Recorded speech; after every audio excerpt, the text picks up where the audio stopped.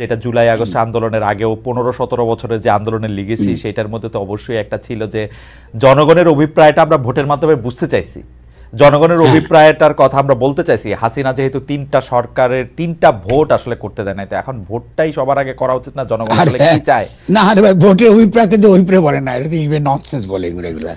আপনি আমরা যে অভিপ্রায় কথা রাষ্ট্র গঠনের অভিপ্রায়টা সম্পূর্ণ ভিন্ন রকম। আর তাদের যে দফা দেখেছি সে দফার আমি তো 7 কিস্তির সমালোচনা লিখেছি, এটা আমার চিন্তা পত্রিকা রয়েছে। তারা তো একটা উত্তর দেয় নাই, তারা কোনো সামাজিক বিতর্কে অংশগ্রহণ করে না। ফলে আপনি খালি ভোট দাও, আমার ভোটের অধিকার চাই। আরে ভাই, আমার তো খাওয়ার অধিকার আছে, আমার তো পরিবেশ রক্ষার ব্যাপার আছে, আমার নদীর থেকে দখল মুক্তের অধিকার আছে, আমার সমুদ্রকে বিষাক্ত করছে তার অধিকার আছে, আমার স্বাস্থ্য রক্ষার অধিকার আছে। কিন্তু আপনার কাছে কি মনে হয় না যে আপনি প্রাণ আর প্রকৃতিকে বাঁচানোর জন্য বা প্রাণ আর প্রকৃতি ধ্বংস করতে পারবেন না বলে যে আইন করতে চাইতেছেন আজকে থেকে, তো না এটা আপনার 30-40 আমি জানি না আরো কত বছর, কারণ মানে এটা আপনার কত বছরের রাজনীতি কবিতা লেখার পাশাপাশি এইটা আপনার কত বছরের এটার অভিপ্রায়। কিন্তু না এটা যদি শুনেন, আপনি যেটা বলছেন এটা তো আমার ব্যক্তিগত অভিপ্রায় না, এটা তো বাংলাদেশ। আমি বলি শেষ, আমি একটা উদাহরণ দিচ্ছি। বাংলাদেশে 67% এটা বলে NCD, non communicable disease, cancer থেকে আরম্ভ করে বিভিন্ন রকম অসুখ।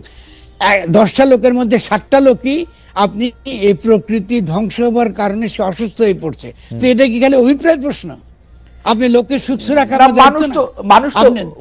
ফরদ ভাই, মানুষ তো আপনার সাথে কথা বলে হতে চায়, মানুষ তো আত্মবিধ্বংসী সবসময়, মানুষ প্রাণ প্রকৃতির মানুষ তো আত্মবিধ্বংসী। খালি এখন আপনি সফিস্টিক হচ্ছেন, আমি কিন্তু আইনি থাকতে চাইছিলাম। আচ্ছা, আমি সফিস্টিক আগাইতে পারবো না। আমরা বলছি যে মানুষ আত্মবিধ্বংসী, তাহলে তো আমার কোনো কিছু আমরা এই শো করে এখন দরকার নেই, আত্মবিধ্বংসী ধ্বংস হতে দেন। কথা হচ্ছে, আপনি যদি মনে করি যে আমাদেরকে এই পৃথিবীতে ভালোভাবে বেঁচে থাকতে হবে, এবং সেক্ষেত্রে রাষ্ট্র একটা গুরুত্বপূর্ণ ইনস্টিটিউশন, এটা গড়ে তুলতে হবে যেন জনগোষ্ঠীকে আমি রক্ষা করতে পারেন। আমি শুধু তাই না, আমার ইকোনমিক ডেভেলপমেন্ট প্রশ্ন আছে। আপনি কি নিউ লিবারাল ইকোনমিক পলিসি রাখবেন, নাকি আপনি এমন একটা ইকোনমিক পলিসি চান যাতে আপনি খুব দ্রুত বেগে টেকনোলজি ট্রান্সফার চাইবেন, আপনি বিনিয়োগ হবে আর বিনিয়োগ বাড়বে, আপনিও চীনের মতন 10 বছরে 20 বছর একই রকম শক্তিশালী জায়গায় দাঁড়াতে পারেন। এটা তো অভিপ্রায়ের অংশ। এটা আমার শুধুমাত্র ওই ছেলে যে বাচ্চা বড়ই খায় এটা তা তো না, বাংলাদেশে যে ব্যবসা করে তার তো একটা। ফরদ ভাই, এইটা নিয়ে আসলে আমরা একটা লম্বা আলাপ করতেই পারি। আপনি আবার চীনের উদাহরণটা দিচ্ছেন বলে এটার মধ্যে আলোচনাটা আরেকটু এরকম হয়েছে, প্রাণ ও প্রকৃতি, বীজ, এগুলি নিয়ে যে আপনার কাজ সেগুলি নিয়ে আসলে। কিন্তু আমি শুধু এই কথাটা বলে রাখি ফরদ ভাই, এটা আমার প্রশ্ন না যে এটা আপনি উপর থেকে বলবেন বা আপনি আমাদের যেহেতু শিক্ষক আপনি এটা বলবেন আর বাকি সবাই, এটা একটু টপ ডাউন হয়ে যাবে কিনা বুদ্ধিটা, নাকি নিচে থেকে? আমি একটু আগে যেটা বললাম আপনি উল্টো কথা বলতেছেন। একটু আগে বলে এটা জনগণের কাছেই তো আপনাকে বলতে হবে। আমি তো বলি না আপনি আমার কথা শুনতে হবে, আমি তো একবার শুনবো, আগামী 20 বছর ধরে শুনবো, আপনি যে এখনই শুনতে বলতেছেন না, ঠিক না। আপনি জনগণকে জিজ্ঞেস করেন না। আপনি যদি জনগণের মতটা আমি যদি জনগণের মত প্রভাবিত করতে পারি তো আপনি শুনবেন না কেন? শুনবো, কিন্তু আমি ভোটটা দেই, নির্বাচন করি, পদে আসি, তারপরে আমি তো ভোটের কথা তো বলি না। আপনাকে আমি পদে দেবো কেন? আমি তো ব্যক্তিকে দিতে চাইছি না, আমি কেন আমি তাকে পদে দেবো? আপনি নির্বাচন করতে চান, দেখুন ছাত্ররা তাহলে কি বলছে, ছাত্ররা কম্প্রোমাইজ ফর্মুলা দিয়েছে, তো বাস নির্বাচন করেন। তাহলে আগে গণপরিষদ নির্বাচন করেন যে গঠনতন্ত্র প্রণয়ন করবে। আমরা আসেন এই প্রক্রিয়ার মধ্যে যাই। আপনি খালি সরকার নির্বাচন চান কেন? সরকার নির্বাচন চাওয়া মানে, কারণ আমি তো এই সরকার আর দেখতে চাই না, আমার তো এই সরকারের ব্যর্থ মনে হচ্ছে না। আপনি এই ফ্যাসিস্ট না, ব্যর্থ মনে আপনি বললে তো হবে না। এই সরকার যে বিএনপি যে একটা মহা ফেরেশতা তা তো না। আপনি একটা ডেভিলকে আপনি সরিয়ে দিয়েছেন, আরেকজন যদি ডেভিলের মতো আচরণ করে আপনি তার ক্ষেত্রে আমি তার বেনিফিট অফ ডাউট দিব, সে তো ডেভিল হয় নাই 15-17 বছরে। আপনি জনগণকে তো দিচ্ছেন না কেন সে সুযোগ? আমরা তো গণ অভ্যুত্থানটা করেছি, শব্দটা গণ অভ্যুত্থান, শব্দটা দলীয় অভ্যুত্থান না, এটা সামরিক অভ্যুত্থান না, জনগণ অভ্যুত্থান করেছে। আর আপনি এখন বলতেছেন আপনার খালি ভোট দিতে হবে। আরে ভাই, আমি জনগণ যদি গণ অভ্যুত্থান করে তার অভিপ্রায় আপনাকে শুনতেই হবে। কিন্তু সেই জনগণ আমিও তো জনগণ, আমার তো এই সরকারের পছন্দ হইতেছে না, আমি কি করব? একটা উপদেষ্টারা পছন্দ হচ্ছে না, ডক্টর মোহাম্মদ ইউনূসের পছন্দ হচ্ছে না, আমি কি করব? খুব ভালো। আমি বলি যে সেক্ষেত্রে আপনি বিভ্রান্ত কেন? কারণ আপনি রাষ্ট্র এবং সরকারের পার্থক্য বুঝেন না। আমি বরং বিস্মিত হব। আমাদের খালেদের মতো একটা ইন্টেলিজেন্ট ছেলে এত বড় হয়েছে, বিদেশে থাকছে, এখন রাষ্ট্র এবং সরকারের পার্থক্য বুঝে না। এটা কি হতে পারে বলুন? আমি আলোচনা করছি রাষ্ট্র গঠন নিয়ে, আপনি বলতেছেন সরকার নিয়ে। রাষ্ট্র এবং সরকার তো এক না। গণ অভ্যুত্থানের পরে যে জিনিসটা ফোকাসে থাকে সরকার না, রাষ্ট্র আগে গঠন করতে হয় রাষ্ট্র। কথা সহজ করে বলি আমার দর্শকদের জন্য, বাড়ি নাই আপনার, সেখানে বাস করার কথা বলতে কোনো অর্থহীন কথা, এটা তো প্রলাপের মতো শোনায়। আপনি বাড়িটা আগে বানান, তারপরে আপনি সরকার নির্বাচন করেন। বাড়ি বানানোটাকেই বলে গঠনতন্ত্র, এই জন্য শব্দটা গঠন। ঠিক আছে, কথা বুঝতে পারছেন? এটা খালি সিম্পল সংবিধান না, আমরা সংবিধান করি বলে সমস্যা তৈরি হয়। আমি বারবার ছিল, আমার বইয়ের নাম হচ্ছে গণঅভ্যুত্থান এবং গঠন। বাড়িটা বানান রে ভাই, আগে বাড়িটা ঠিক করেন। বিএনপি কিন্তু বলতেছি বাড়িটা বানান, যদি বানাইতে না জানেন তাহলে দয়া করে আমাদেরকে বাধা দেন না, আমরা বানাই, আবার নির্বাচন হবে, আপনি নির্বাচন অংশগ্রহণ করবেন। কেউ তো একবারে বলে না যে আমরা নির্বাচন বিরোধী, আমি তো নির্বাচনের পক্ষে। তো নির্বাচনটা গণপরিষদ করেন, আপনি সরকার নির্বাচন কেন চান? বাড়ি বানাবার নির্বাচন করেন, আপনি সরকার নির্বাচন কেন চাইতেছেন? তাহলে এখানে হলো বিএনপির সঙ্গে জনগণের বিরোধ, এবং এই বিরোধটা বাড়বে, কারণ বিএনপির যে ভূমিকা এটা বাংলাদেশে গৃহযুদ্ধ লাগাবে, বাংলাদেশের আগামী গৃহযুদ্ধ যদি লাগে এটার জন্য বিএনপি 100% তার জন্য দায়ী। না, আপনি রাষ্ট্র সরকারের পার্থক্য আপনি একদম যথাযথ বলেছেন। রাষ্ট্র এবং সরকারের পার্থক্য আমি মানে অনুধাবন করতে পারতেছি এখন যে আপনি আসলে কি, না না এটাতে এই পার্থক্য তো সিরিয়াস খালেদ। না না না, আমি বুঝতে পারতেছি, কিন্তু আসলে আপনি বাড়ি বানানোর উদাহরণটা দেওয়াতে আমার জন্য সুবিধা হয়েছে যে আপনি বাড়ি। আমি আপনাকে অ্যাড করি, আরো গুরুত্বপূর্ণ বলি আপনাকে। এই যে পুলিশ যে গুলি করে, এই গুলি করে পুলিশের কাছে কিন্তু রাষ্ট্র এবং সরকারের পার্থক্য কিন্তু পরিষ্কার না, কারণ পুলিশ তো রাষ্ট্রের কর্মচারী, সরকারের কর্মচারী না। খেয়াল করেন, কিন্তু এটা কিন্তু আমাদের সমাজে রয়ে গেছে। আপনি সেনাবাহিনী রাষ্ট্রের কর্মচারী, সরকারের কর্মচারী না। আপনি আজকে বিজেপিকে আপনি রাখতেছেন কৃষির বিরুদ্ধে, ওই যে আপনি কি হলে স্বরাষ্ট্র মন্ত্রণালয়ের অধীনে, আপনি র্যাবকে স্বরাষ্ট্র মন্ত্রণালয়ের অধীনে, এবং সে সরকারের অধীনে। মানে সরকার ইচ্ছা করলে গুমঘর বানাতে পারে, সরকার ইচ্ছা করলে আয়নাঘর বানায়। এটাকে বন্ধ করবার একমাত্র পথ হচ্ছে রাষ্ট্র এবং সরকারের পার্থক্য জনগণকে পরিষ্কার করে বোঝানো। জনগণ যে রাষ্ট্রটা বানাই দিবে সেই রাষ্ট্রে একটা সরকার লাগবে। আপনি যখন বাড়িতে যখন থাকেন, আলে বাড়িতে খাওয়া দাওয়ার ক্ষেত্রে হয় আপনি দায়িত্ব নেন, আপনার স্ত্রী দায়িত্ব, কিন্তু আপনি তো সেটা হলো সরকার। কিন্তু বিয়া তো করছে, শেষ করি, বিয়া তো আপনাকে আগে করতে হয়েছে, সংসারটা তো বানতে হয়েছে, আপনাদের বাইরে বানাতে হয়েছে। আপনি বিয়া করলেন না, সংসার করলেন না, আপনি কি কিনবেন, কেমনে খাবেন, এর কোনো পরিকল্পনা করলেন না, আপনি খালি বলতেছেন যে সরকার সরকার। এটা তো হয় না, আগে পরিবারটা বানান, তারপর আপনি পরিবার কি করে পরিচালনা করবেন এটা ঠিক করবেন। ঠিক রাষ্ট্রও তাই। ওকে, আমি রাষ্ট্র এবং সরকারের জায়গায় আমি একটু দর্শকদের কাছে জানতে চেয়েছিলাম, আপনি আসবেন যে কবি ও তাত্ত্বিক ফরহাদ মজহার মনে করেন 21শে বইমেলায় তৌহিদি জনতার ক্ষোভ বিক্ষোভ ন্যায়সঙ্গত, তা মব জাস্টিস নয়, এই অবস্থান সমর্থন করেন কিনা? শতকরা 61% আপনাকে সমর্থন করেছেন, তারা বলেছেন যে হ্যাঁ এটি সমর্থনযোগ্য। শতকরা 39% আপনাকে সমর্থন করেন নাই, তারা বলছেন যে এটি সমর্থনযোগ্য না। 42,000 দর্শক এখানে ভোট দিয়েছেন।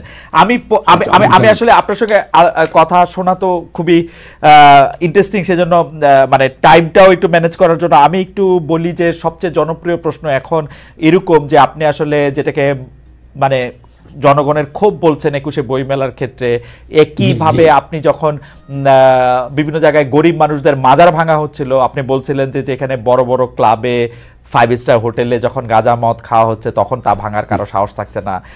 ওইটাকে আপনি বলছেন যে তারা মোসাদের সহযোগী বা রয়ের সহযোগী বা তাদের টাকা থেকে তারা আসছে। বইমেলাটা আবার আপনি বলতেছেন যে সেটা জনগণের ক্ষোভ। আপনি এভাবে আলাদা কিভাবে করতেছেন? মানে মানে করছি আমি, খুব সিম্পল, খুব ভালো প্রশ্নটা।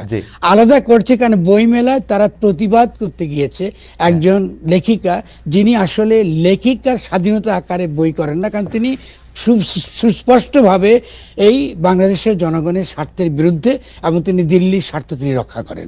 ফলে এই ক্ষোভটা তো জেনুইন ক্ষোভ, কারণ আমরা তো এই মুহূর্তে আমাদের সবচেয়ে প্রধান শত্রু আকারে আনফর্চুনেটলি দিল্লি হাজির হয়েছে, ভারত হাজির হয়েছে।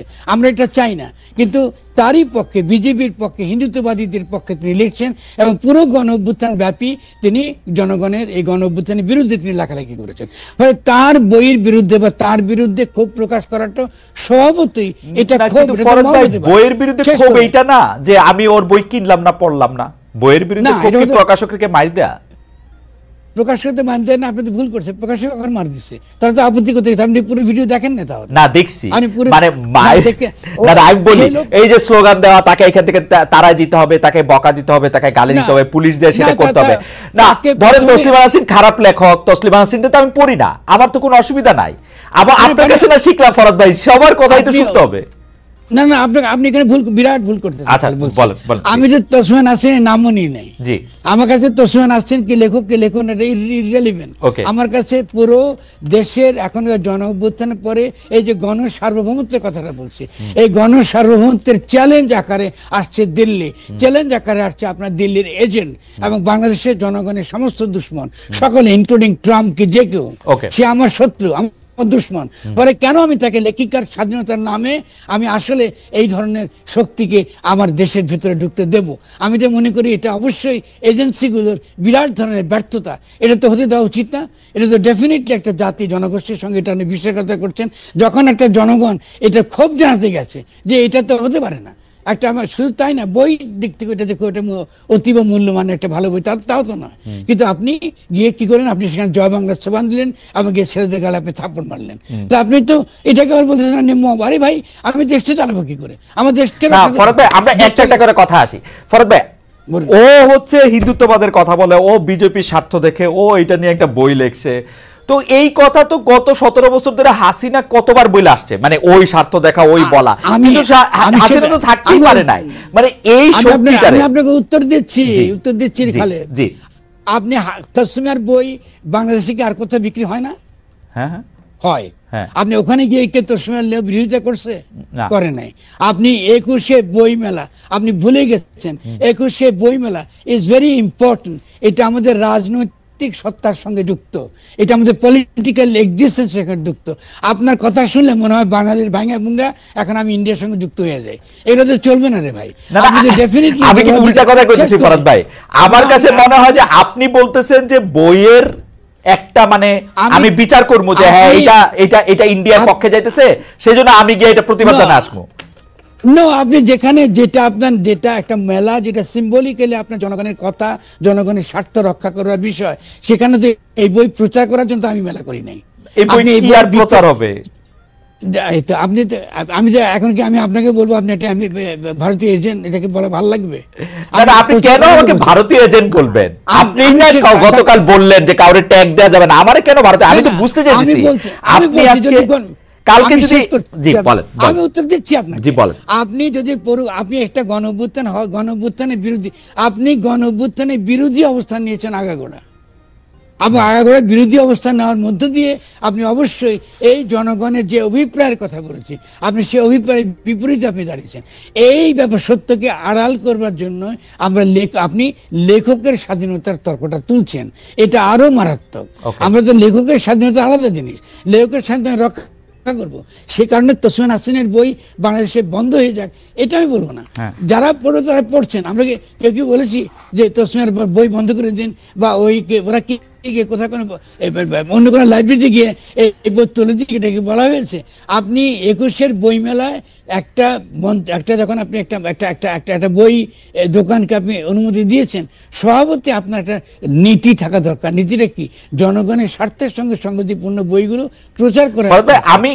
আমি প্রশ্নটা একটু আপনি শেষ করেন, আমি একটু সরলভাবে করি যে ফরহাদ ভাই, তাহলে কি আপনি মনে করেন যে ধরা যাক আপনি আমাকে মনে করে, আমি আপনার থেকে সর্বতভাবে আগে ক্ষমা চাই নিলাম, আপনি এটার প্রশ্ন হিসেবেই দেখেন, আমার মতামত হিসেবে দেখেন না। আপনি কি এটা মনে করেন না যে গণ অভ্যুত্থানের বিরুদ্ধে যদি কেউ লিখে,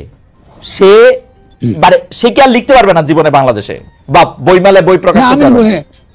আমি গণ অভ্যুত্থানের বিরুদ্ধে বহু লোক লিখছে, ওকে, বাংলাদেশে এখনো লেখা হচ্ছে। জি, আমরা তো তার বিরুদ্ধে কিছু বলছি না। আপনি যখন ওদেরকে, ওরা আপত্তি যখন করছে, আপনি তখন তাদেরকে কি বলছেন? মব বলছেন। আপনি তাদের ক্ষোভটাকে আপনি আনেন নাই। আপনি তো বলতে পারতেন, আলোচনা করতে পারতেন, আপনি সেটা না করে আপনি এটাকে মব বলে আপনি তাকে চিহ্নিত করছেন। আমি ওটারই প্রতিবাদ করছি। আমি তো বলি নাই, আমি তো এর আগে তো দেখুন তসমিন হাসিনের বইটা বন্ধ হোক বা ওখানে বিক্রি না হোক, এটা তো আমি বলি নাই। আমি বলেছি আপনি যখন এটা করেছে, আপনাকে জনগণ যখন ক্ষোভ প্রকাশ করতে গেছে, এটাকে আপনি মব বলছেন, এটার আমি আপত্তি করেছি। আমার মনে হয় আমার তাহলে এইবার আমি বুঝতে পারছি। আমি যতদূর দেখলাম ওইখানে লোকজন গিয়ে বলতেছেন যে আগে তুমি মাপ চাও, আগে তুমি কানে ধরো, তাহলে আপনি মনে করেন যে ওইটা ঠিক আছে, যে কেউ মানে ওকে বলতে পারে যে তুমি এটা করছো, এটা এই বই তুমি এখানে বেচতেছো, তুমি এখন কানে ধরতে হবে, তোমার এখন মাপ চাইতে হবে। আমি বলি কানে ধরা, মাপ ধরা, এটা কিচ্ছু আমি কিছু বলি না। এটা আমি করতাম জানলে, কারণ কাউকে কানে ধরা, কাউকে শাস্তি দেওয়া, এটা আমি ডেফিনেটলি ভিডিওতে তাই দেখলাম যে কানে ধরতে বলতেছে। না ঠিক আছে, ভেরি গুড ভেরি গুড, আমি এটা সমালোচনা, সেটা ভিন্ন তর্কের বিষয়। আপনার আমরা তর্ক বলছি, আপনার আমার দেখেন পোস্টটা পড়েন, লেখকের স্বাধীনতার নামে জনগণের ক্ষোভকে যখন আপনি দমন করতে চেষ্টা করেন, আপনি আসল তর্কটাকে আপনি আড়াল করে ফেলেন। আসল তর্কটা জনগণের ক্ষোভ প্রকাশ করার অধিকার তার রয়েছে, এবং সে ক্ষোভ সে প্রকাশ করতে গেছে, তাকে আপনি মব বলছেন, এটা তো না। কি বলা উচিত ছিল? এটাই কি বলা উচিত ছিল? আপনি খুব শোনা উচিত ছিল, আপনি বই শোনানো উচিত ছিল, অথবা আপনি নীতিগত বোঝানো উচিত ছিল যে ভাই আমাদের এটা 21শে বইমেলা, এটা সকলের বই আমরা এখানে প্রকাশ করি, বা কিছু একটা। আপনাকে কথা শুনতে দিতে হবে, কেন বাংলা একাডেমি নিজেরও নীতি ছিল এমন কোনো বই আপনি ওখানে প্রচার করবেন না যেটা অবশ্যই 21-এর সংবিধানের বিরোধী। ফরহাদ ভাই, আমি আমি আমি আমি আপনার একজন, এটাকে কি বলে, আমি এই পলিটিক্যাল পার্ট থেকে না, কিন্তু অন্য জায়গায়, কারণ ওগুলি আমি একটু, যেহেতু আমার বুদ্ধিশুদ্ধি কম, আমি একটু কম বুঝি, কিন্তু আমি আপনাকে পড়ি, আমি আপনাকে একটা লম্বা সময় ধরে আপনাকে পড়া, তো আমি এই জীবনে কোনোদিন এরকম পাইলাম না যে আপনি কোনো লেখারে কোনো একটা নীতিমালার মধ্যে দিয়ে নিতে চান, এরকম আমি জীবনে বুঝি নাই ফরহাদ ভাই, যে এটা বাংলা একাডেমি নীতিমালা হোক, ধর্মীয় নীতিমালা, কিচ্ছুর মধ্যে দিয়ে আপনি নিতে চান, এটা আমার জীবনে মনে হয় নাই। না, কেন নিতে যাবো না? আমি তো লিবারেল না, দীক্ষার সন্দেহ নাই, আমি তো জনগণের পক্ষে কথা বলি, ফলে লিবারেলিজমের সঙ্গে তো আমার বিরোধ থাকবে। আমি নিতে চাইবো না কি জন্য? আপনি আমাকে ডেফিনেটলি জনগণের পক্ষে, নীতিত্বের পক্ষেই লড়তেছি আমি। এখন যারা এই জনগণ মানে সংখ্যাগরিষ্ঠ জনগণ, তাই তো? মানে ডেফিনেটলি সাধারণ মানুষ যারা, তাদের আমরা বলি না, যাদের কথা আমরা শুনতে চাই না, অর্থাৎ 90%, দমন করি, অর্থাৎ 90% ডেফিনেটলি 90% মানুষ। তাইলে আপনি 90% মানুষ যেইটা যে সময় যে সিদ্ধান্ত নিবে, ওই সিদ্ধান্তটার পক্ষে আপনি থাকতে চান, আপনার ব্যাপারটা হচ্ছে এরকম। এবং এইটার জন্য যে কোনো না, আমি মানে আপনি আমাকে আবার, আমাদের তো যে কোনো জিনিসের একটা ইউনিভার্সাল প্রিন্সিপাল থাকা দরকার। ইউনিভার্সাল প্রিন্সিপালটা হচ্ছে যে একটা জনগোষ্ঠীর তার কিছু সঙ্গত ক্ষোভ বিক্ষোভ থাকবেই, ঠিক আছে না? সে ক্ষোভ বিক্ষোভকে আপনার শোনা এবং তার প্রতি সুরাহা করা, তার ক্ষোভ বিক্ষোভ সবসময় যে আপনার সঙ্গত, এটা তো আমি একবারে দাবি করিনি, কিন্তু ক্ষোভ বিক্ষোভ শোনাটাই হচ্ছে রাষ্ট্রের কর্তব্য, ক্ষোভ বিক্ষোভ শোনাটাই আমাদের কর্তব্য। কিন্তু আপনি ক্ষোভ বিক্ষোভ না শুনে আপনি যখন মব দিয়ে ট্যাগ দেন, তখন এটা হয়ে যায় বিপজ্জনক। আপনি যে মব দিয়ে ট্যাগ দিবেন কি জন্য? আপনি যদি মনে করেন, আপনি যদি তখন সে গিয়া ওকে কান ধরতে বলছে, আপনি না তুমি এটা করতে পারো না, এটা বিচার করার অধিকার তোমার নাই, তুমি বাংলা একাডেমি আছে, তার প্রশাসন আছে, সেখানে গিয়ে তুমি নালিশ করো, that is a different thing altogether. কিন্তু আজকে সকলে মিলা তথাকথিত সেকুলাররা হঠাৎ করে ঝাঁপায় পড়ছে যে আজ এই মাদ্রাসার ছেলে, এর আগে দেখেছি আমরা, মাদ্রাসার ছেলে দেখলে এরা সব জঙ্গি, মাদ্রাসার ছেলে দেখলে এগুলো সব আপনার, এটা তো হতে পারে না। এই ধরনের ট্যাগিংটা তো খুব খারাপ। মাদ্রাসার ছেলে দেখলে জঙ্গি, তো ব্যাপারটা এরকম না। আপনাকে তো এইটাও লিখতে হচ্ছে যে আগে যেমন এরকম একটা ট্যাগ দেওয়া হচ্ছে, এখন একটা হিন্দু দেখলেই সে ভারতের দালাল, একটা মন্দির দেখলে একটা, ওইটাও তো আপনারা বলতে হইতেছে আসলে, মানে এবং ক্রমাগতভাবে আপনারা এটা বলতে হচ্ছে, অনেক মানুষের নিন্দা সহ্য করতেছে, কিন্তু আপনি এটা স্পষ্ট বলতেছেন যে আগে যেমন ওদেরকে ট্যাগ দেওয়া হয়তো, এরকম ট্যাগ এখন হিন্দুদের দেওয়া হচ্ছে। আপনি যখন চিন্ময়ের ইয়া দাবি করলেন, যে বললেন যে না ওকে, আমি একটা অনুষ্ঠান দেখতেছিলাম কালকে আপনাকে নিয়ে দেখার সময়, আপনি বিএনপির জহিরুদ্দিন স্বপনকে জিজ্ঞেস করতেছেন যে আপনারা এই মামলাটা এখনো কেন তুলে নেন নাই, এবং আপনারা কি কারণে তাকে এরকম একটা মামলা দিয়ে রাখছেন, তার কথা আপনি শোনেন, সে কিভাবে গেছে সেটা আপনি শোনেন, তখন আপনাকে এই ব্যাপারগুলো আপনি কেমনে দেখেন? এইটার সাথে আমি যে সেকেন্ড যে পার্টটা করছিলাম, যে আপনি যখন মাজার ভাঙতে গেল, মাজার ভাঙা হইলো, এবং যেটাকে আপনি গরিব মানুষের মাজার বললেন, তখন এইটা জনগণের ক্ষোভটা, তখন এটা আপনি আসলে কেমনে দেখছেন, মানে এটা আলাদা কেমনে করতে পারছেন আর কি? না, আপনি খেয়াল করেন, মাজার ভাঙার সম্পর্কে আমি বলেছি যে আপনার যে কারো মাজার সম্পর্কে ভিন্ন মত থাকতে পারে, আমাদের ইসলামীদের মধ্যে একটা ধারা থাকতে পারে, তাই মনে করি ঠিক আছে মাজার আমরা চাই না, আবার হতে পারে, মত হতে পারে, কিন্তু আপনি যদি কোনো মাজার ভাঙেন, এটা তো ফৌজদারি অপরাধ, আপনি এটা করতে পারেন না, ঠিক আছে না? তাহলে আমি সেই প্রতিবাদগুলো যেটা ইউনিভার্সাল, দেখুন খালেদ, আমি কিন্তু বারবার আমার কথা শুনে দেখবেন, আমি অলওয়েজ ইউনিভার্সাল প্রিন্সিপালের পক্ষে দাঁড়াচ্ছি। আমি যদিও গরিবের পক্ষে, কোনো সন্দেহ নাই, কিন্তু গরিবের পক্ষে দাঁড়াতে গিয়ে আমি ইউনিভার্সাল প্রিন্সিপাল, যেটা ধনীরাও মানতে বাধ্য, আমি তো গরিবের আপনার একমাত্র একাধিপত্যের কথা কখনো বলি নাই। বলে আপনি মাজার ভাঙবেন, এটা নিশ্চয়ই আমার রাষ্ট্রের কাছে আমার ফরিয়াদ জানাবার অধিকার আছে, এটা ফৌজদারি অপরাধ, এবং যারা ভেঙেছে তাদেরকে গ্রেফতার করা, তাদের বিরুদ্ধে আইনি ব্যবস্থা গ্রহণ করা রাষ্ট্রের দায়িত্ব। ডক্টর ইউনূস এটা করেননি, ফলে এটাতে যে দেখেন এখনো কিন্তু এই যে ব্যাপারগুলো চলছে। সেই জন্য আমি বলছি যে আমাদেরকে খুব সতর্ক থাকতে হবে কোন কনটেক্সটে, কোন ঘটনায়, কোন বিশেষ দিকটা আমরা হাজির করতে পারি, আর তার কোন বিশেষ দিকটা আমরা মনে করি নিন্দাও করতে পারি। যেটা আপনি একটু আমাকে ধরিয়ে দিলেন, যেন ঠিক আছে তারা কান ধরতে বলছে, না আমি এটার পক্ষে না। ডেফিনেটলি আপনি যে কোনো মানুষের ডিগনিটিকে আপনি আহত করবেন, তাহলে তো আমরা এই গণ-অভ্যুত্থান কেন করলাম? আজকে আপনার চিন্ময়ের পক্ষে আমি দাঁড়িয়েছি। গণ-অভ্যুত্থানের পরে আপনি পুরনো ব্রিটিশ আইনে, রাষ্ট্রদ্রোহিতার আইনের দ্বারা কাউকে গ্রেফতার করা গণ-অভ্যুত্থানের সঙ্গে বিশ্বাসঘাতকতা। ডক্টর ইউনূসের সরকার সে বিশ্বাসঘাতকতা করেছে, এবং সেটা আমি ডেফিনেটলি বলবো যে এটা তার করা উচিত হয়নি, এবং সেটা তার সামনে গিয়ে আমি তাকে পরিষ্কারই কথাটা বলেছি। আমি এটা বলে, এবং এই যে বিভিন্ন নিন্দার কথা নিয়ে বলেছেন, আমি নিন্দার মুখোমুখি হয়েছি। কারণ আমি যখন আপনার কি বলে এই যে মাদ্রাসার ছেলেদেরকে যখন নিয়ে যাচ্ছিল আপনার এই সন্ত্রাসী বলে, আপনি জঙ্গি বলে ধরছিল, তখন আমি দাঁড়িয়েছিলাম একা। ফলে তখন আপনার সমস্ত সেকুলার মহল আমাকে জঙ্গি, জামাতি, হেন কোনো কিছু নেই, তারা সব বলেছে। তো তাতে কি হয়েছে? ইতিহাস তো দেখবে আমি কি করি। কিন্তু আমি একটু জানার জন্য, আপনি যাদেরকে সেকুলার মহল বলতেছেন বা যাদেরকে ওরকম বলতেছেন, তাদের মধ্যে অনেকে তো আপনার তত্ত্ব, আপনার শিক্ষায় তারা শিক্ষিত, আপনার দীক্ষায় তারা দীক্ষিত, আপনার আলোকিত। এমন কি আপনার কাছ থেকেই শোনা যে আপনার সাথে তো সেকুলারদের কোনো বিরোধিতা নাই, আপনি তো ইসলামের সঙ্গে কোনো বিরোধিতা নাই। ইসলাম, আমি একটু অ্যাড করি, ইসলাম বনাম সেকুলারিজমের বাইনারি, হ্যাঁ, এর বিরুদ্ধেই তো আমি লড়াই করছি। এরকম তো কোনো বাইনারি। কিন্তু আপনি যখন একিউজ করতেছেন যারা এরকম হালকা পাতলা কথা বলে, তাদেরকে আপনি আবার সেকুলার ঘরানার বলতেছেন কেন? কারণ অনেক ইসলামিস্টরাও তো আপনার আসলে ডেফিনেটলি যে ওদেরকে সেকুলার বলি, যারা আপনার ধর্মকে তাদের জীবন থেকে এবং সামাজিক পরিসর থেকে, রাজনৈতিক পরিসর থেকে একদম আলাদা গণ্য করে। এই অর্থে সেকুলারিজম একটা বিশেষ ধরনের দৃষ্টিভঙ্গি, যেটা আমাদেরকে আগামী দিনে একটা জনগোষ্ঠীকে, রাজনৈতিক জনগোষ্ঠী গঠন করবার ক্ষেত্রে এটা অনেক বড় বাধা। ঠিক তেমনি তথাকথিত, খেয়াল করেন আমি এটার সাথে ব্যবহার করি, ধর্মবাদী, যারা ধর্মের নামে আসলে জাতিবাদ করে, কেমন এদের আমি বিরোধী। আপনি তো ধর্ম এবং বনাম সেকুলারিজম এই বিরোধিতা দরকার না, এটা জাতিবাদ থেকে এটা তৈরি। আমি মুসলমান জাতি, এই দেশের সংখ্যাগরিষ্ঠ মুসলমান, ফলে ইসলামী একমাত্র এখানে কায়েম হবে, আমি তো তারও বিরোধিতা করি। ইসলামের তো আরো প্রিন্সিপাল আছে, পলিটিক্যাল ফিলোসফিক্যাল প্রিন্সিপাল আছে। আপনি আমাদের প্রোক্লেমেশন আছে, সাম্য, মানবিক মর্যাদা, সামাজিক ন্যায় বিচার, এই তিনটাই তো ইসলামের মর্মবাণী। তো ওটা তো ইসলামী রাজনীতি। কিন্তু আপনি তো কখনো আপনার মনে হয় কিনা, এটা এই পর্বের শেষ প্রশ্ন, কখনো আপনার মনে হয় কিনা আপনি যেটাকে ইসলাম মনে করতেছেন বা আপনি যেটাকে ইসলাম হিসেবে ব্যাখ্যা করতেছেন, ফ্রম ইবাদত নামা টু টুডে, ওই ইসলামের সাথে সরাসরি বিরুদ্ধ পক্ষ দাঁড়ায় যায় যখন আপনাকে বলতে হয় যে তোমরা যদি মনে করো আমাকে কতল করে ফেললে, অর্থাৎ আপনাকে, আমাকে না, আমাকে কতল করে ফেললে তোমাদের ইসলামী শাহী বা ইসলামের আদর্শ, তাহলে আমি দাঁড়ায় আছি, আমাকে কতল করে ফেলো, এই কথাও যখন আপনার বলতে হয়, তো আপনি আসলে শুধু প্রতিপক্ষটা সেকুলারদের কেন করেন? মানে না, এটা তো ভুল বলেন না, আমি দুই পক্ষকে বলি। আচ্ছা, আমি দুই পক্ষে, আমি এটা ভুল বলছি না। আমি সারাক্ষণ আমি ফ্যাসিজম বিরোধী।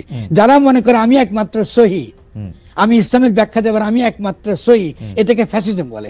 এটার সঙ্গে ইসলামের কোনো সম্পর্ক নাই। ইসলাম কাউকে ব্যাখ্যা করবার একচেটিয়া অধিকার দেয় নাই। এই জন্য আখেরি নবী এসছে, মানে নবী হওয়ার পরে আল্লাহর বরাতে, আল্লাহর নামে আপনার বক্তব্য ঠিক এটা বলবার অধিকার ইসলাম কাউকে দেয় না। এরা প্রত্যেকই ইসলাম থেকে খারিজ হয়ে গেছে। যারা ইসলামের নামে এগুলো বলে, এরা যে অ্যান্টি ইসলামিক, এটা প্রমাণ করা আমার জন্য খুবই জরুরি। কারণ ডেফিনেটলি আমি মনে করি বাংলাদেশের জনগণের কাছে এটা বোঝানো উচিত আমার, যে কোনটা আসলে ইসলাম তার কাছে সংগতিপূর্ণ, আর কোনটা আসলে একটা বিশেষ গোষ্ঠী তার অধিকার, তার কি বলে, তার ক্ষমতা, তার প্রয়োগ করার জন্য, তার ক্ষমতার জন্য সে তার বয়ানটা সে হাজির করছে। কারণ কোরআন শরীফ নিজের ব্যাখ্যা, খালেদ নিজের ব্যাখ্যা নিজে দেয় না, আপনি ব্যাখ্যা দেয় মানুষ, মানুষের বিবেক বুদ্ধি বৃত্তি এগুলো দেয়, আর মানুষ জন্ম থেকেই এই বিবেক বুদ্ধি এগুলো নিয়ে আসছে। আপনি যখনই বিবেক বুদ্ধিকে, শেষ করে একটু ছোট করে কথা, বিবেক বুদ্ধি এটাকে বাদ দিয়ে আপনি যখন এটাকে একটা আক্ষরিক ভাবে পড়েন, তা বোঝা গেল আপনি ইসলাম থেকে খারিজ হয়ে গেছেন, কারণ আপনি বিবেক বুদ্ধি ব্যবহার করছেন না। আপনি আপনাকে দিছি তো আল্লাহ এটা বুঝতে, ফলে আমি আপনার সঙ্গে কোনটা সঠিক কোনটা বেঠিক এটা তো ডেফিনেটলি আমার বিবেক দ্বারা, বুদ্ধি দ্বারা, জ্ঞান দ্বারা, প্রজ্ঞা দ্বারা আমরা আলোচনা করে মীমাংসা করতে পারি। কিন্তু আপনি আমাকে বললেন না আপনার কথা শুনতে হবে, আপনি হাদিস এটা ওটা শুনতে হবে, আপনি যে তাফসীর করছেন ওটা একমাত্র তাফসীর, তখনই এটাকে বলে ফাঁসিবাদ। এটা তো ইসলাম তো করতে দেয় না। ফরহাদ ভাই, আমার দ্রুত অনেকগুলি প্রশ্ন করতে, আমি দ্রুত খালি বলে যাই যে আপনার এই বক্তব্যের সাথে কিন্তু ফিলোসফিক্যালি আমি একদম একমত। আজকে থেকে না, আরো 30 বছর আগে থেকে আমি ফিলোসফিক্যালি একমত। কিন্তু আপনার সাথে কি আপনি কি দেখেন এইখানে যারা ইসলামের কথা বলতেছেন, সেটা কওমি মাদ্রাসার বড় আলেমরাই হোক বা ইয়ার আলেমরাই হোক, তারা তো একটা ঘরানা, একটা তাফসিরের একটা গ্রুপ তারা ফলো করতেছেন, সেটা দেওবন্দ হোক, সেটা ইউনো বা আলেমদের মধ্যে আমি যদি জামাত ইসলামের কথা বলি, তারা আবার তাফসিরের ক্ষেত্রে নির্দিষ্ট কিছু স্কলারদের, মওদুদি সহ আরো কিছু স্কলারদের কথা তারা বিষয় করতেছেন। তো এদেরকে আপনি আসলে এদের কথাই তো বেশিরভাগ বাংলাদেশের যাদের আমরা 90% বলতেছি তারা শুনতেছেন, তো তাদের সাথে তো আপনি কিভাবে মানে এক জায়গায় কিভাবে দাঁড়াবেন? আপনি ছোট করে বলেন। তাহলে আমার বক্তব্য তো আমি দিয়ে যাবো, বলে যাবো, ঠিক না? তারা তাদের বক্তব্য বলে যাবেন। জামাতে ইসলামী এবং হেফাজতে ইসলামের সঙ্গে তাদের কিন্তু চিন্তার ব্যাখ্যা কিন্তু পার্থক্য আছে, মেলা পার্থক্য। এটাকে বলে ডিসকোর্স বলে, বা আমরা বলি ডিসকার্সিভ ট্রেডিশন। এই ঐতিহ্য তো থাকবেই আমাদের। আপনি আজকে মওদুদির কাছ থেকে আপনাকে প্রভাবিত করতে পারে, আজকে আপনার কি বলে হেফাজতে ইসলাম প্রভাবিত করতে পারে। এটাই তো আমাদের শক্তির জায়গা। এটার মধ্যে বিভিন্ন রকম চিন্তা, বিভিন্ন রকম ব্যাখ্যা থাকবে। ইসলামও এটাকেই প্রমোট করে। যেমন ফতোয়া দেওয়ার অধিকার আপনার আছে, ফতোয়া দেওয়ার অধিকার আছে। যে কোনো মুফতি, তার যদি ক্ষমতা থাকে, তার যদি সে প্রজ্ঞা থাকে, তিনি ফতোয়া দিবেন, কিন্তু ফতোয়া ইমপ্লিমেন্ট করবার অধিকার কোনো মুফতির নেই। ফলে ইসলাম তো অ্যালাউ করে ডেমোক্রেসি। এটা তো একটা, এই জন্য ইসলাম একটা মহত্বের দিক, তার সবচেয়ে ভালো দিক আমার মনে হয় যে এই বিষয়টা নিয়ে আমাদের একদিন বিস্তারিত আলোচনা করতে হবে। যদি আমি তাফসীর করার ক্ষেত্রে মানে আমি আপনার স্কুলের একজন হয়ে আমি বলতে চাই যে তাফসীর তো আসলে আমার মন থেকে যেটা আসবে, আমি যেটা বুঝবো সেটাই আমার তাফসীর। আমার আরেকজন থেকে তাফসীরটা বোঝা তো এটা খুব মানে সেটা নিয়ে আমরা একটা আলাদা আলোচনা করব না। আমরা 2-4টা প্রশ্ন যেগুলি আমাদের গবেষক দলরা রেখেছিল তাদের কয়েকটা আমি আপনাকে আসলে করে ফেলতে চাই খুব দ্রুত। একটা হচ্ছে যে 71-এ মানবতা বিরোধী অপরাধের বিচারের দাবিতে নেতৃত্ব দিতে গিয়ে শহীদ জননী জাহানারা ইমাম বলেছিলেন, জয় আমাদের হবেই। তার মৃত্যুর পর তাকে নিজে স্মারক গ্রন্থ বের হয়েছিল, যদ্দূর মনে পড়ে সেখানে আপনি লিখেছিলেন যার শিরোনাম তার জয় হোক। 90 দশকের মাঝামাঝিতে তার জয় চেয়েছিলেন আপনি, কিন্তু এখন আপনি জাহানারা ইমামের প্রতীকী গণ আদালতকে বলছেন মব জাস্টিসের বিশুদ্ধ নমুনা। আপনি মনে করেন কিনা, খুব দ্রুত যদি একটু বলেন, আপনি মনে করেন কিনা যেটা আপনার অবস্থানগত একটা পরিবর্তন?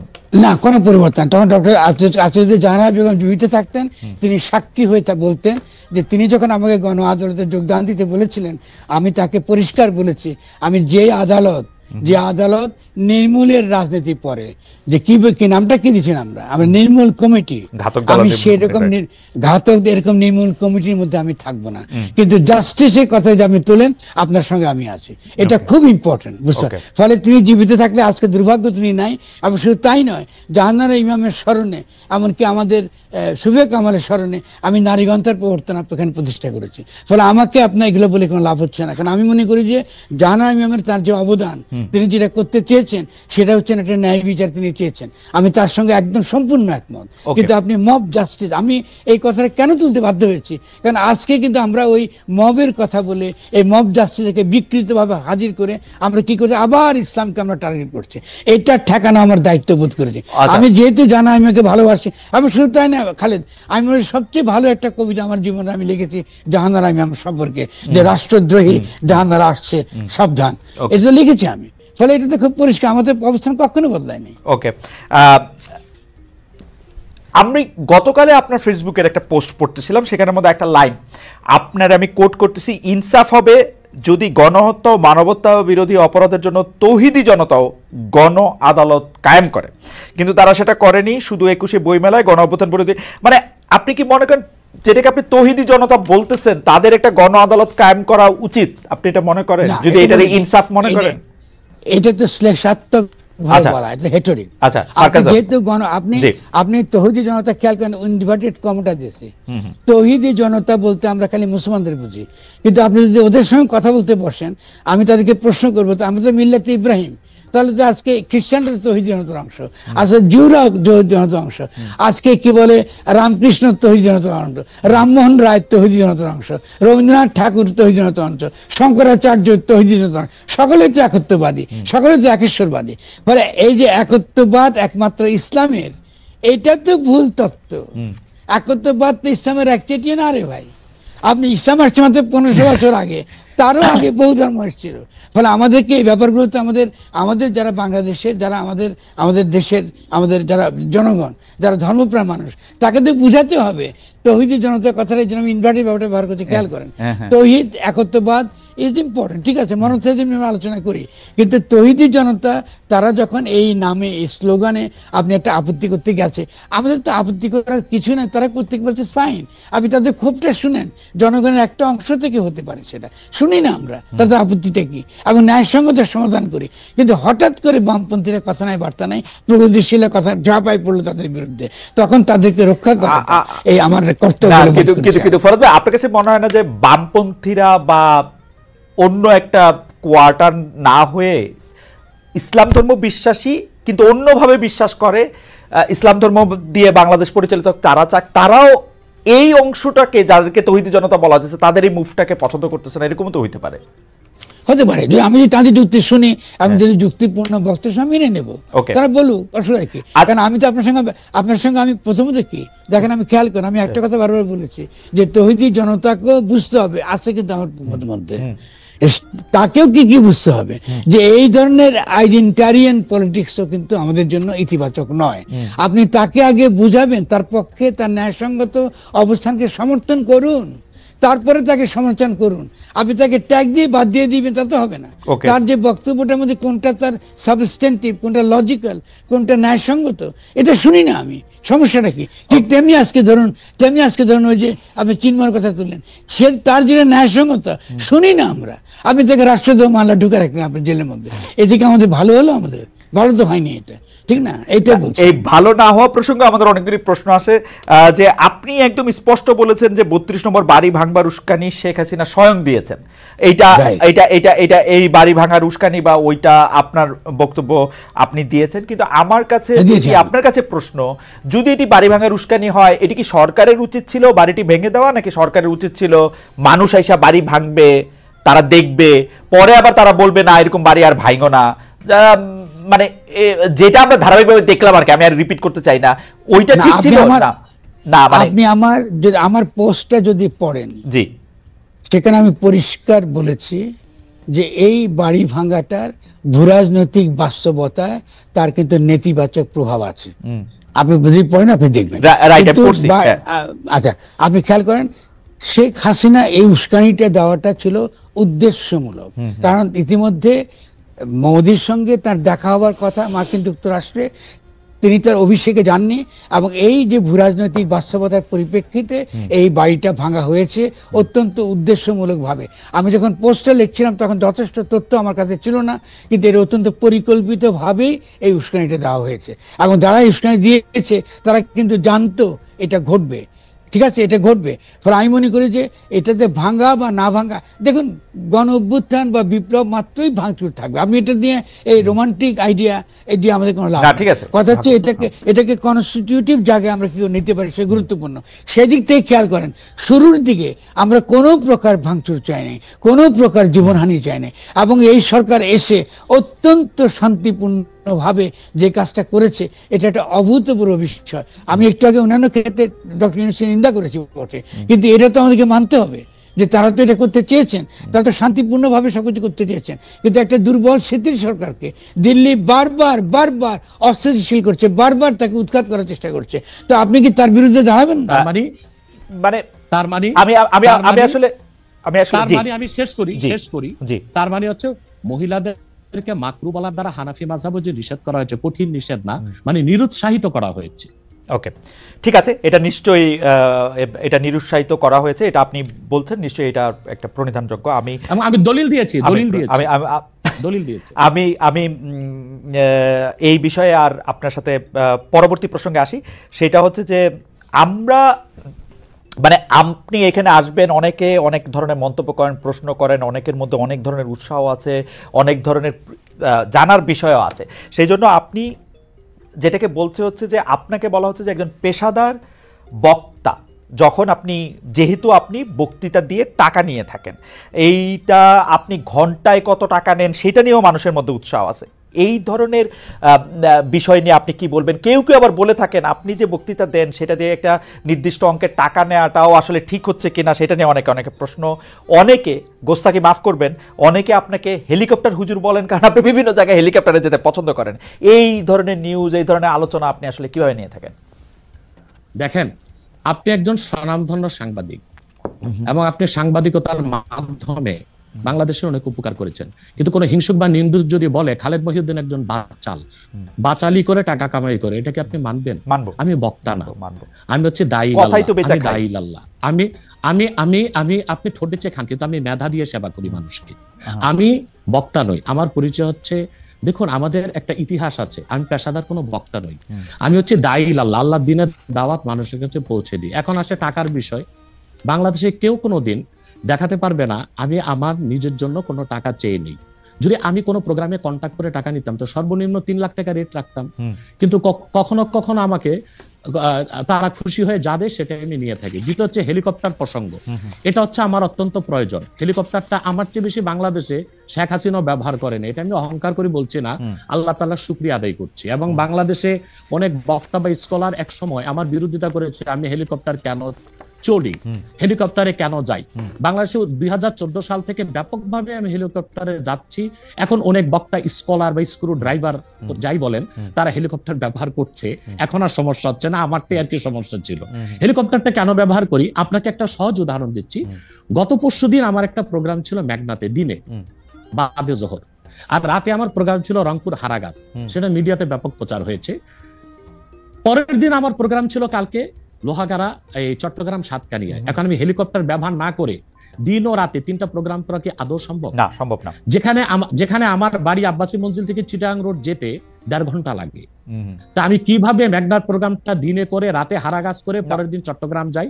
আমাকে এটা অনিবার্য কারণে হেলিকপ্টার ব্যবহার করতে হচ্ছে, এবং সেটা জনগণই দেখে। এর জন্য তো আমাকে হেলিকপ্টার হুজুর বলতে পারে না।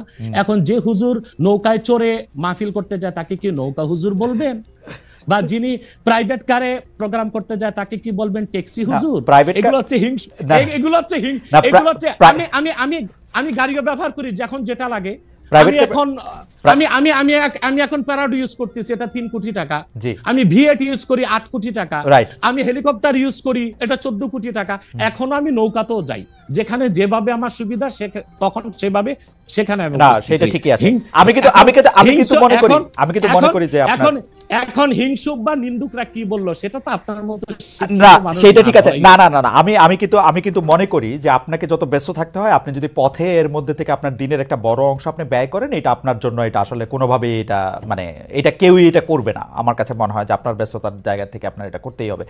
কিন্তু আমার যে প্রশ্ন ছিল যে আপনি এর জন্য নিজেকে একজন প্রফেশনাল স্পিকার মনে করেন কিনা, আপনি মনে করেন কিনা যে আপনি যে বিভিন্ন জায়গায় বক্তৃতা দিতে যাচ্ছেন এবং আপনার যে একটা অসম্ভব চাহিদা বিভিন্ন জায়গায়, আজকে এখানে কালকে সেখানে, সেইটা আপনার আয়ের একটা বড় উৎস কিনা? দেখুন, এটা ছাড়া আমার আয়ের ব্যবস্থা ছিল। আমাদের যে বাংলাদেশে আমাদের যে আধ্যাত্মিক ঘরানার আমরা সন্তান, আপনি জানেন আমাদের বংশের মুরব্বী শাহ কারামত আলী জনপুর রহমতুল্লাহ, তাকে বলা হয় বাংলাদেশের আধ্যাত্মিক জনক। 2 নেশন থিওরির ভিত্তিতে দেশ স্বাধীন হয়েছে, এবং ডব্লিউ হান্টার তার বইতে উল্লেখ করেছে, এনসাইক্লোপিডিয়া অফ ব্রিটানিকাতে এসেছে, ইসলামিক ফাউন্ডেশন বিশ্বকোষে এসেছে, কারামত আলী জনপুর রহমতুল্লাহর হাতে 2 কোটি লোক মুসলমান হয়েছে। ওনার কারণেই পরবর্তীতে দেশটা স্বাধীন হয়েছে। উনি ইন্তেকাল করেছেন 154 বছর আগে। আমি ওনার সিলসিলায়, ওনার বংশের, আমরা জনপুরি পীর সাহেব বলে খ্যাত। আমি যদি অন্য পীরদের মতো আব্বাসী মঞ্জিলে বসে পিরি মুরিদি করে যেতাম, তাহলে আমার কোটি কোটি টাকা বছরে আসতো। মূলত আমার হচ্ছে দিনের দাওয়াত দেওয়াটাই আমার মূল কাজ। তারপর জনগণ যেটা খুশি হয়ে আমাকে সম্মান করে, সেটা আমার জন্য যথেষ্ট।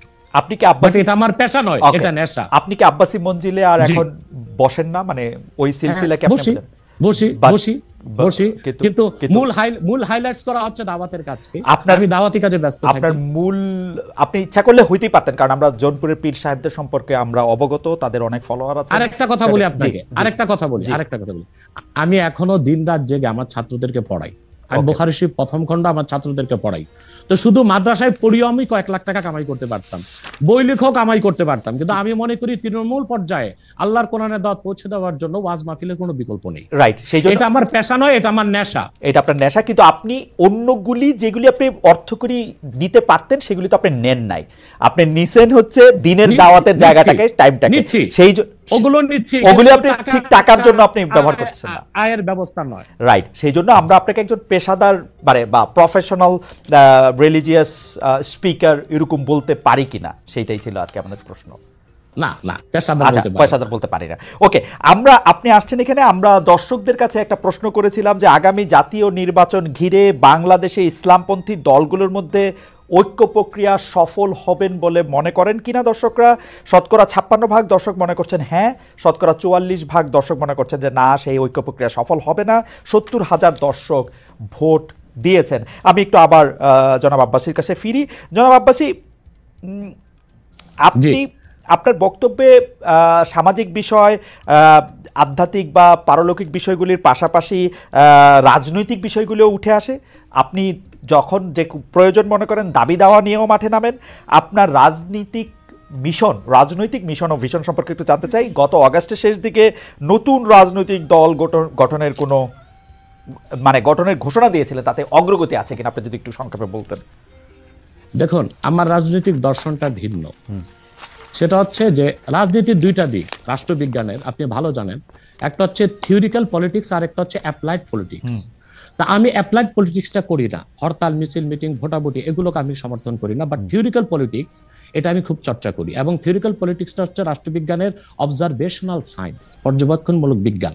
আমি বাংলাদেশ নিয়ে আমার যে চিন্তা চেতনা এবং বাংলাদেশের ভবিষ্যৎ নিয়ে, এটা 8ই আগস্ট আমি সংবাদ সম্মেলন করে বলেছি, সেটা আপনি দেখবেন, জনগণও দেখবে বলে আশা করি।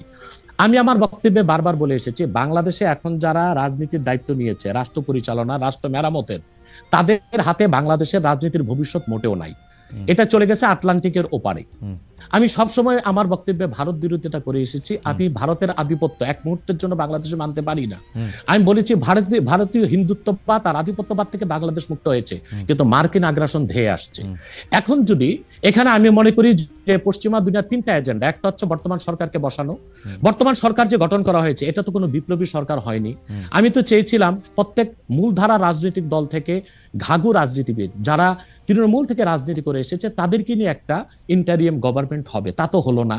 বরং আমি মনে করি এটা পশ্চিমা দুনিয়ার, একটু বলি বরং পশ্চিমা দুনিয়ার যে প্রেসক্রিপশন ছিল ওই অনুযায়ী বর্তমান সরকারটা গঠন করা হয়েছে, যে কারণে এরা দেশের কোনো সংস্কারও করতে পারবে না, মেরামতও করতে পারবে না, যা আমরা ইতিমধ্যে এতদিন দেখেছি। দ্বিতীয় কথা হচ্ছে, এখন আমি যা দেখতে পাচ্ছি বাংলাদেশ মার্শাল লর দিকে যাচ্ছে। তারপর আমার অ্যানালাইসিস হচ্ছে এটা সিভিল ওয়ারের দিকে চলে যাবে, এবং ফ্রি ফেয়ার ইলেকশন হয় কিনা আমি শঙ্কায় আছি, জানি না, আমার শঙ্কা ভুল হতেও পারে। ওকে, আপনি দ্বিতীয় কথা হচ্ছে, আমি একটু মাঝখানে একটু হারাই ফেলবো, সেই জন্য আমি একটু বলি, আপনি যে ঘাঘু রাজনীতিবিদদের সমন্বয়ে সরকার গঠনের কথা বলছিলেন, তাদের দুই একজনের নাম কি বলবেন, যে এরা থাকলে আপনি বুঝতে পারতেন যে এরা ঘাঘু রাজনীতিবিদ থাকছে সরকারে? যেমন মনে করেন বিএনপি থেকে 2-1 নেওয়া যেতে পারতো, জামাত ইসলামের ডক্টর শফিক সহ আরো কিছু অভিজ্ঞ কিছু নেতা নেওয়া যেতে পারতো, এবং আরো যেমন ছাত্র সমন্বয়কদের থেকে যারা যেমন তাদেরকে যারা বুদ্ধিভিত্তিক নেতৃত্ব দিয়েছে তাদের রাখা যেতে পারতো। অর্থাৎ বাংলাদেশের যে রাজনীতি করবে তারা বাংলাদেশের ইতিহাস ঐতিহ্য, এই জাতির নৃতত্ব সম্পর্কে জানা থাকতে হবে, নতুবা এই জাতিকে কেউ শাসন করতে পারবে না। যারা এখন শাসন করতেছেন তাদেরকে আপনি এর যোগ্য মনে করেন না, এবং আপনি মনে করেন একটা সিভিল ওয়ারের দিকে, একটা মার্শাল লর দিকে? তাদেরকে আমি অযোগ্য বলছি না, কিন্তু রাজনীতির ময়দানে তারা খুব যোগ্য নয়। তারা যদি খুবই যোগ্য হতো তাহলে দেশ কি এই অবস্থায় যায়? এখন লুটপাট ধর্ষণ যেভাবে বেড়েছে, এখন এটা তো স্বাভাবিকই মনে হচ্ছে যে দেশ কোনো ভালো গন্তব্যে যাচ্ছে না। এখন আমার কথাটা শুনুন, আমি আগ থেকেই বলে এসেছি, এই সবগুলো বিপদ হুমকিকে ওভারকাম করা যেত, এবং মার্কিন আগ্রাসনকে ঠেকিয়ে আমরা একটা সুন্দর বাংলাদেশ ফেয়ার এবং ফ্রি ইলেকশনের মাধ্যমে করতে পারতাম। এটার দায়িত্ব যদি ইসলামপন্থীগণ নিতেন। এখন ইসলামপন্থী কারা? শুধু জামাত ইসলামীকে তো দিলে হবে না। এদেশে 3 থেকে 3.5 লক্ষ মসজিদের ইমাম হচ্ছে হেফাজতের লোক, তারা হচ্ছে মসজিদগুলোকে কন্ট্রোল করে, এবং প্রত্যেকটা সমাজ কিন্তু এখনো মসজিদ কর্তৃকই নিয়ন্ত্রিত। ইমাম সাহেবের কথাটাই সমাজের লোক শুনে। তো বোঝা যাচ্ছে বাংলাদেশের রাজনীতিতে মূল শক্তি হিসেবে আসতে পারে হেফাজত ইসলাম বাংলাদেশ, তাদেরকে নিতে হবে।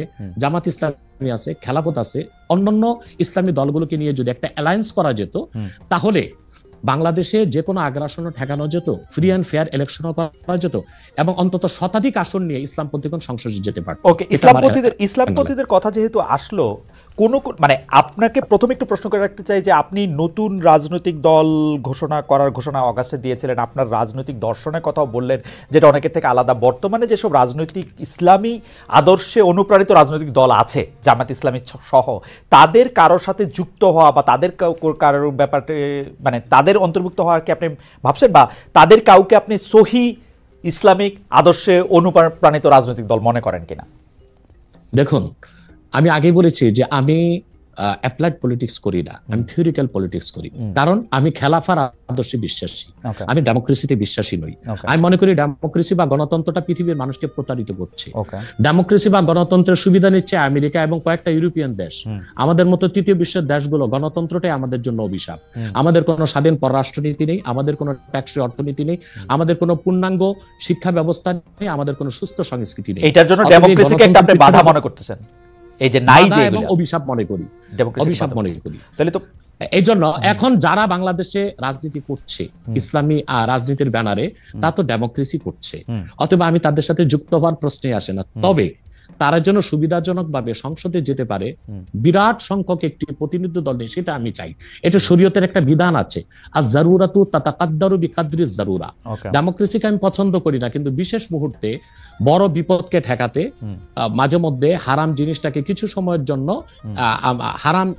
হারাম জেনে কিছু সময়ের জন্য শিথিলতায় যাওয়া যায়। সেজন্য আমি মনে প্রাণে চাই, আমি খেলাফায় বিশ্বাসী হলেও এদেশে যারা ইসলামী রাজনীতির ব্যানারে আন্দোলন করছে, সর্বোচ্চ সংখ্যক আসন নিয়ে তারা সংসদে যান। কিন্তু তাদের মধ্যে তো অনেকগুলি ফ্র্যাকশন আছে, একজন আরেকজনের ঠিক বিশ্বাস করে না। জামায়াতে ইসলামীকে যেমন ধরেন, জামায়াতে ইসলামী অনেক ইসলামিক রাজনৈতিক দলের কাছেই খুব গ্রহণযোগ্য দল না। আমরা দেখেছি যে হেফাজতে ইসলামীর আন্দোলনের ক্ষেত্রে শেখ হাসিনাকে কওমি জননী উপহার দেওয়া, শেখ হাসিনার সাথে হাতকে শক্তিশালী করার জন্য হেফাজতের বিভিন্ন নেতৃবৃন্দের বিভিন্ন সময় সার্বিক অবস্থান জামাতে ইসলামীকে ঠেকানোর জন্য হয়েছিল। আপনি নিশ্চয়ই খেয়াল করেছেন। আমি এই ফ্র্যাকশনগুলো আলাদা আলাদা করে বলতে পারি। চরমোনাই সাহেবের যে একমত নই, আমি একমত নই। হেফাজত ইসলামী আর জামাত ইসলামের মধ্যে জামাত ইসলামী আমি বলি এক হচ্ছে জামাত ইসলামীর যিনি প্রতিষ্ঠাতা ছিলেন আবুল আলা মওদুদী, তিনি মুহাদ্দিসও ছিলেন না, মুফাসসিরও ছিলেন না, তবে তিনি ছিলেন দার্শনিক এবং রাষ্ট্রচিন্তক। তো জামাত ইসলামী যারা করছেন তারা তো আসলে আবুল আলা মওদুদীর কোনো মাসালা বা ফেকা মানতেছে না। এবং জামাত ইসলামী তো অসংখ্য লোক আমি দেখেছি দক্ষিণ চট্টগ্রামে, তারা আমাদের মতো কট্টর সুন্নি, অর্থাৎ তারা মিলাদ কিয়াম করতেছে, তারা পীরি মুরিদি মানতেছে, কিন্তু রাজনৈতিকভাবে তারা জামাত ইসলামী করতেছে। তার মানে হচ্ছে 1922 সালে জিএনএ গ্র্যান্ড ন্যাশনাল অ্যাসেম্বলির মাধ্যমে কামাল পাশা আতাতুর্ক তুরস্কের মধ্যে ইসলামী শাসন ব্যবস্থার জন্য আর না হয় সেই ব্যবস্থা করেছিল। তারপরে প্যান ইসলামিজম নিয়ে আসলো জামালউদ্দিন আফগানি। পরবর্তীতে 1942 সালে আবুল আলা মওদুদী চিন্তা করলেন যে এই সংকটকালীন মুহূর্তে ইসলামী রাষ্ট্র প্রতিষ্ঠার জন্য গণতন্ত্রটাকে বেছে নেওয়া যেতে পারে। এটাই ছিল তার রাষ্ট্রের চিন্তা, আর সেটাই জামাত ইসলামের লোকজন অনুসরণ করছে। কিন্তু জামাত ইসলামের লোকজনগুলো কিন্তু আবুল আলা মওদুদীকে ইমাম হিসেবেও মানে না, কিংবা তার মাসালাও নিচ্ছে না, শুধু রাষ্ট্র। কিন্তু ডক্টর আব্বাসী এই কথাটা আপনি বলতেছেন, আমি তো জামায়াতের কোন নেতার মুখে এরকম শুনি নাই। আমি বলছি এখন ইসলামী একটি রাষ্ট্র প্রতিষ্ঠার জন্য তারা আবুল আলা মওদুদীর রাষ্ট্র চিন্তাটা নিয়েছে। এখন আমরা বা অন্য হেফাজত ইসলাম বা কওমি ঘরানার যারা বিরোধিতা করি জামাতের, সেটা হচ্ছে আবুল আলা মওদুদীর আকীদা যে ভুল ত্রুটি ছিল সেটার বিরোধিতা করি আমরা। কিন্তু একটা কথা মনে রাখবেন, ইসলামের মৌলিক বিশ্বাসের ক্ষেত্রে জৌনপুর, ফুরফুরা, দেওবন্দ, কওমি, চরমোনাই, জামাত, মজলিস। প্রিয় দর্শক, আসসালামু আলাইকুম, সবাইকে আজকের ভিডিওতে স্বাগত। আজকের এই টকশোটি কিন্তু আপনারা দেখলেন। আজকের টকশোতে যে আলোচনা হয়েছে সেই আলোচনাগুলি আপনারা শুনলেন। এখন কথা হচ্ছে, আজকের টকশোতে আলোচনা করছেন ফরহাদ মজহার এবং ডক্টর ইনায়েতুল্লাহ আব্বাসী। দুইজনেই কিন্তু যুক্তিবাদী, দুইজনে কিন্তু যুক্তি ছাড়া কোনো প্রকার কথা বলে না। এই দুইজন এমন মানুষ যে এনাদের কাছে যদি তর্কের জন্য বিতর্কীয় কোনো কথা না থাকে, তাহলে তারা কখনোই তাদের মুখ থেকে একটি শব্দভূমাও বের করে না। প্রিয় দর্শক, এখানে দেখেন আজকে ফরহাদ মজহার কিছু কথা বলছেন। অনেকেই হয়তোবা ফরহাদ মাঝহারের যেই ভিডিও, সেই ভিডিও দেখার পর অনেকেই নাস্তিক, তারপর আরও বিভিন্ন কথা বলে থাকেন। কিন্তু আপনার কি মনে হয়? আপনার মূল্যবান মতামত আমরা জানতে চাই। আপনার মূল্যবান মতামত কমেন্ট বক্সে অবশ্যই জানাবেন যে ফরহাদ মজহার কি আসলে মুসলমানদের পক্ষে, নাকি ইহুদিদের পক্ষে, খ্রিস্টানদের পক্ষে, নাকি হিন্দুদের পক্ষে, নাকি কোনো কিছুই মানেন, নাকি মাঝারি? তো প্রিয় দর্শক, এটি অবশ্যই আপনারা কমেন্ট বক্সে জানাবেন। এবং ডক্টর ইনায়েতুল্লাহ আব্বাসী কিন্তু শুধু মুসলিমদেরকে নিয়েই কথা বলে কিংবা মুসলিমদের পক্ষেই কথা বলে থাকেন, সেটি কিন্তু আমরা সচরাচর দেখে থাকি। প্রিয় দর্শক, এখন আপনার কি মনে হয়? আপনার মূল্যবান মতামত অবশ্যই আমরা কমেন্ট বক্সে জানতে চাই। এখন দেখেন, আপনি যদি একটি কমেন্ট আমাদের কমেন্ট বক্সে করেন, তাহলে কিন্তু আপনার ওই কমেন্টটি আরেকজন এসে পড়বে, সে কিন্তু অনেক কিছু জানতে পারবে, অনেক কিছু শিখতে পারবে। এবং আরেকটি ভালো দিক হচ্ছে, আপনার ওই কমেন্টে যদি কোনো প্রকার ভুল ধারণা থাকে, তাহলে কিন্তু সেই ভুল ধারণাটি এসে তারা কিন্তু শুধরে দিতে পারে। দেখেন, মানুষ বলতেই কিন্তু ভুল, মানুষ বলতে ভুল। যে লোকটি বলবে যে আমার কোনো ভুল নেই, সে হচ্ছে সবথেকে বড় ভুল। তো প্রিয় দর্শক, এখন আমাদের উচিত ভালো মানুষদেরকে রাজনীতিতে নিয়ে আসা, ভালো মানুষদেরকে রাজনীতিতে আসার জন্য উৎসাহিত করা, এবং যেই সব উচ্ছৃঙ্খল নেতা আছে, দখলবাজ, চাঁদাবাজ নেতা আছে, তাদের পিছন থেকে আমাদেরকে আস্তে আস্তে সরে যেতে হবে।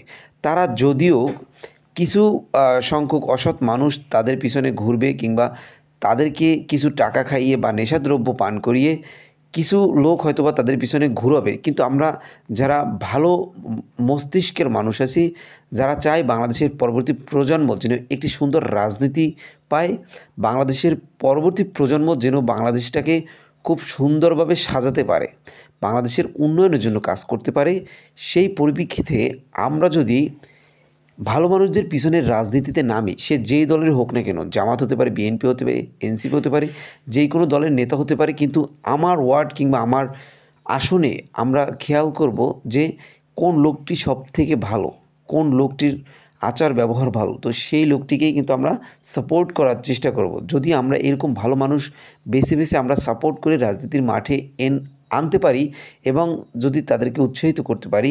দেখেন, বর্তমানে কিন্তু ভালো মানুষ রাজনীতি করতেই চাচ্ছে না, তারা রাজনীতির মাঠ থেকে একটু দূরেই সরে দাঁড়াচ্ছে। তো তাদেরকে উৎসাহিত করবো ইনশাল্লাহ। এবং আজকের মতো এখানে শেষ করলাম। আবার দেখা হবে নতুন কোনো ভিডিওতে। সে ভালো থাকবেন, সুস্থ থাকবেন। যারা যারা এখনও আমাদের চ্যানেলটিকে সাবস্ক্রাইব না করছেন, একটি সাবস্ক্রাইব করে দেবেন, যাতে করে পরবর্তী ভিডিও আপলোড করার সাথে সাথে আপনার কাছে একটি নোটিফিকেশন চলে যাবে, আপনি সবার আগে আমাদের এই ভিডিওটি দেখতে পারবেন। ভালো থাকবেন, সুস্থ থাকবেন। আল্লাহ হাফেজ।